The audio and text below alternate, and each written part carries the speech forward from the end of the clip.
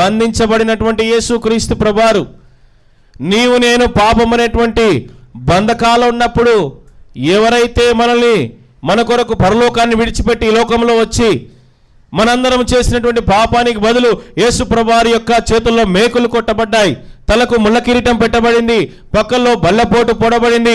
ఆయన పవిత్రమైనటువంటి పరిశుద్ధమైనటువంటి నిష్కలంకమైనటువంటి నిర్దోషమైనటువంటి పవిత్రమైనటువంటి రక్తము మన కొరకు కార్చినటువంటి ఆ యేసుక్రీస్తు ప్రభువారు ఆయన గురించి మాట్లాడుతున్నటువంటి మాట ఇది. చదవండి.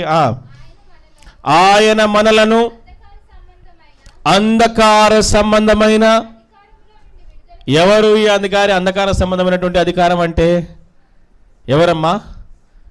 సాతాను, పాపము, అంధకార సంబంధమైనటువంటి అధికారంలో నుండి విడుదల చేసి ఏం చేసినాడంటండి? మనకేం చేసినాడు? విడుదల చేసినాడు.